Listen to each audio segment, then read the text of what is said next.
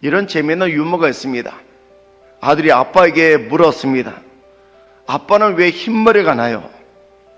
평소에 아들이 아버지의 말을 잘 안 듣기에 이때다 싶어서 아버지가 대답했습니다. 내가 말을 안 들을 때마다 아빠 머리에 흰머리가 하나씩 나는 거야. 그러자 아들이 대답합니다. 그럼 아빠는 엄청 말을 안 들었겠네요. 할아버지는 온통 흰머리 뿌리잖아요. 이 이야기를 들으면서 이런 생각을 해보았습니다. 만약 우리 하나님이 머리카락이 있다면 온통 흰머리로 변했을 것이라. 여러분, 하나님께서 우리에게 요구하는 것은 오직 한 가지 순종입니다. 오늘 말씀에서 하나님은 이스라엘 백성들에게 순종을 요구하셨습니다. 그리고 이것은 하나님께서 오늘 우리에게 요구하시는 말씀입니다. 이스라엘 백성들이 40년의 광야 생활을 끝내고 하나님의 도우심으로 요단강을 건넜습니다. 그러므로 요단강을 건넜으니 무엇보다도 우선적으로 해야 할 일은 가나안 민족들이 공격할 경우 그것을 막아낼 수 있는 진전어 교두보를 확보하는 일이었습니다. 그런데 오늘 말씀에 보면 하나님께서 이스라엘 남자들을 대상으로 할례를 행하라고 말씀하셨습니다. 할례를 행하고 나면 며칠씩 열이 펄펄 나기도 하고 적어도 일주일 동안은 움직일 수가 없습니다.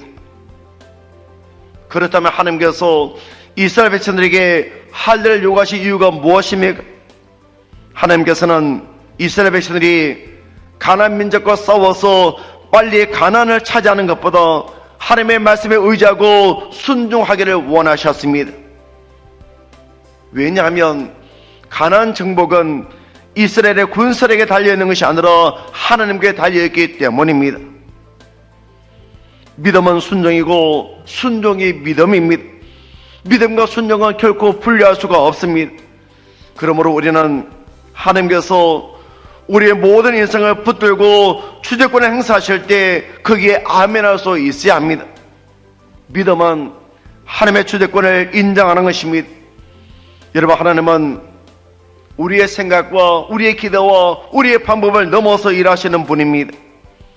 그러므로 상황과 환경 속에서 왜 이렇게 해야 하냐고 불평할 필요가 없습니다. 순종하며 하나님께서 길을 인도해 주십니다. 지금 이스라엘 백성들은 비록 적의 공격에 노출되어 있는 상황태였지만 하나님의 말씀에 이스라엘 백성들은 왜라고 질문하지 않고 순종했습니다. 이스라엘 백성들이 할례를 받은 것이 길갈이었습니다.